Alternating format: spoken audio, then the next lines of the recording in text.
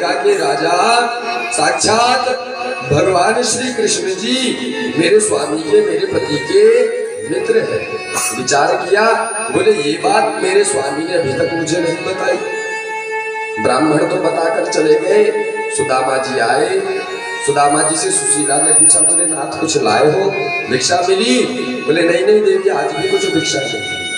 आज भी मेरे प्यारे की यही इच्छा है कि आज भी हमारे घर एकादशी का व्रत हो। देवी सुशीला कहती है, बोले नाथ एक बात कहो। बोले एक नहीं देवी, अनेक बात कहो आप। बोले स्वामी मैंने सुना है कि द्वारिका के राजा भगवान श्री कृष्णचंद्र जी आपके सखा है, मित्र है। बोले हाँ बिल्कुल ठीक सुना है देवी तुमने। बोले स्वामी लेकिन आज तक यह बात आपने मुझे क्यों नहीं बताई? बोले देवी मैं जिसको भी यह बात बताता उसे विश्वास नहीं होता, क्योंकि देखो कहाँ द्वारिका का राजा, अरे महाराज बड़े बड़े महलों में रहने वाला, अनेक दास दासियां उसके चरणों के नीचे समर्पित है, और कहा मैं महाराज एक गरीब दरिद्र ब्राह्मण जिसे बताऊंगा उसे कदापि भरोसा नहीं होगा। विचार करिए बंधुओं, साक्षात सुदामा जी की मित्रता परब्रह्म परमात्मा से है, लेकिन यह बात अपनी पत्नी को नहीं बताई। छोटे से उदाहरण के तौर पर हमारा परिचय अगर कोई कलेक्टर महोदय जी से हो जाए, तहसीलदार साहब से हो जाए तो महाराज बोले स्वामी मुझे तो बता सकते थे। बोले देवी कहाँ द्वारिकाधीश कन्हैया और कहाँ मैं दरिद्र ब्राह्मण। बोले नाथ मैं चाहती हूँ कि एक बार आप द्वारिका जाकर के अपने मित्र से मिलाइए। स्वामी आप जाओगे मित्र से मिलने, दर्शन करोगे, मुझे भरोसा है कि हमारी गरीबी सारी दूर हो जाएगी। आज सुशीला के वचनों को सुना, सुदामा जी अपनी पत्नी सुशीला से कहते हैं, बोले देवी अरे तुम क्या चाहती हो कि मैं अपने मित्र के सामने जाकर के भीख मांगू, अपने मित्र के सामने जाकर के हाथ फैलाऊं, अपने मित्र के सामने जाकर के गिड़गिड़ाऊं? आज सुशीला ने जब सुदामा जी के वचन सुने बड़ी दुखी हुई, रोती बिलखती महाराज भगवान कन्हैया जी के कक्ष में गई। भगवान की सुंदर प्रतिमा रखी थी, माथा पटक पटक करके रोने लगी। बोले हे परमात्मा, हे प्रभु, क्या सारे दुख जीवन भर के, संसार के सारे दुख हमारे ही आंचल में डाले? माथा पटक रही है, अश्रुपात करती है। सुदामा जी के मन में भाव बने, अरे देवी सही तो कह रही है। बचपन में सांदीपनी मुनि के आश्रम में रहे, विद्या अध्ययन किया, उसके बाद से कन्हैया से मिले ही नहीं अभी तक। अरे मित्र क्या सोचता होगा कि देखो कैसा मित्र है, विद्या अध्ययन किए बहुत समय हो गया और अभी तक हमसे मिलने तक नहीं आया। चलो वैसे तो जाने का मौका मिलेगा नहीं, देवी जी जाने की आज्ञा नहीं देगी। आज स्वयं सुशीला कह रही है तो शरीर के रहते भगवान कन्हैया जी से मिलाता हूँ। आज ऐसा विचार किया, सुशीला के पास आए। बोले नाथ, बोले देवी तुम सही कह रही हो, मैं अपने सखा से, अपने मित्र से अवश्य मिलाता हूँ। सुशीला रोती रोती कहती है, बोले नाथ मैं आपको आपके मित्र के सामने भीख मांगने के लिए जाने के लिए नहीं कह रही हूँ, गिड़गिड़ाने के लिए नहीं कह रही हूँ, और नहीं हाथ फैलाने के लिए कह रही हूँ। मैंने तो आपसे इतना कहा कि एक बार जाकर के अपने मित्र से मिल आइए।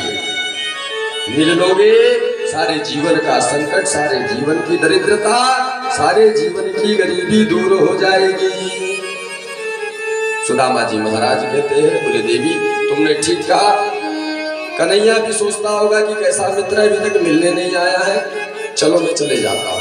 लेकिन देवी मैं जब जाऊंगा तो मेरा मित्र कन्हैया सबसे पहले मुझसे एक ही प्रश्न करेगा। बोले सखा मेरी भाभी ने मेरे लिए क्या भेजा?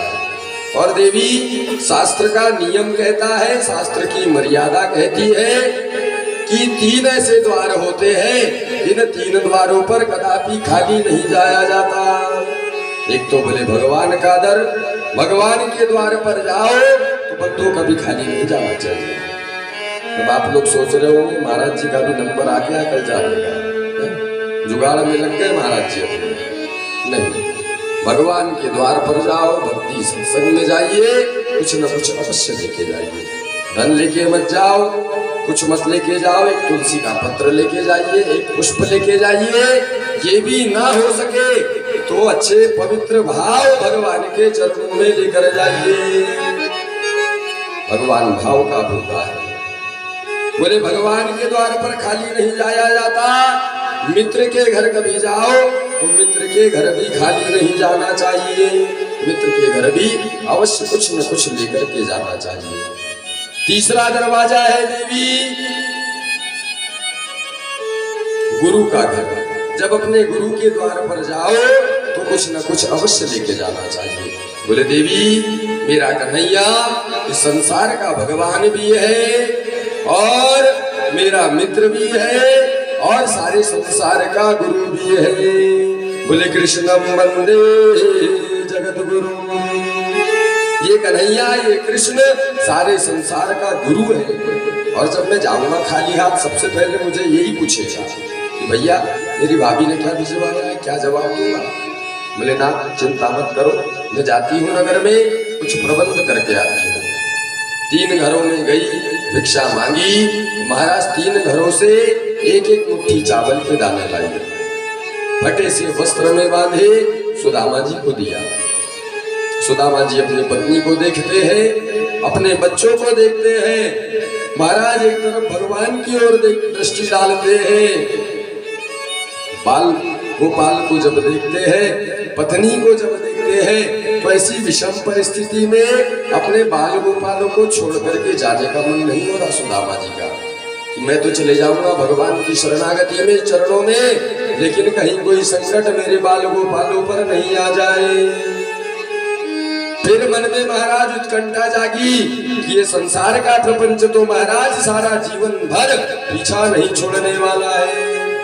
कुछ समय बाद ये शरीर ही छूट जाएगा, तो इस शरीर के रहते भगवान कृष्णचंद्र से मिलाऊंगा। जाने का मन बनाया।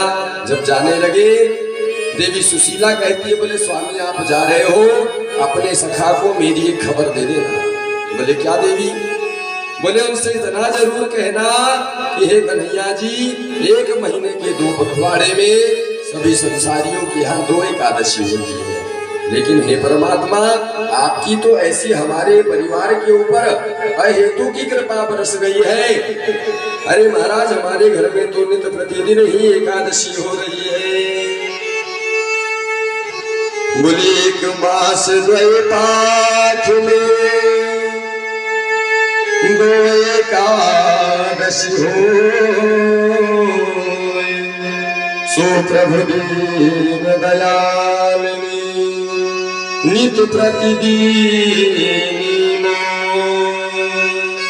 1 महीने के 2 पाठ में 2 पखवाड़ों में 2 एकादशी होती है, लेकिन भगवान हम पे इतने प्रसन्न है कि हमारे घर में तो हर ही दिन एकादशी का व्रत होता है। बस स्वामी मेरी इतनी खबर अपने मित्र को बतला देना। आज सुशीला आंखों से अश्रुपात करती है, जाने का मन ही नहीं है कि ऐसी विषम परिस्थिति में अपने स्वामी को मैं घर से कहीं बाहर भेजूं। लेकिन दूसरी तरफ बालकों की ओर देखती है, महाराज रहा नहीं जाता है। द्वार तक विदा करने आई, चरणों में प्रणाम किया। बोले स्वामी आपके चरणों में एक निवेदन है। बोले देवी जरूर कहो। बोले स्वामी निवेदन ये है कि जब आप द्वारिका चले जाओ, द्वारिकाधीश भगवान कन्हैया से मिल लो, दर्शन हो जाए, तो एक क्षण भी द्वारिका में मत ठहरिएगा। बोले नाथ जब तक कि आप द्वारिका से लौट करके नहीं आ जाओगे, मैं आपको वचन देती हूँ कि मैं अपने मुख में अन्न का कण तक नहीं रखूंगी। सुशीला के जब पवित्र भाव देखे, सुदामा जी की भी आंखें नम हो गई। आज पत्नी को देखा, बालकों को देखा, और आज महाराज एक लाठी का सहारा लिया, और वो जो 3 घर से महाराज चावल के दाने देवी सुशीला ने लाए थे, उन चावल की गठिया को अपने कंधे पर लटकाया और भगवान के पवित्र नामों का गुणगान करते हुए सुदामा जी महाराज द्वारिका की ओर चल पड़ते हैं।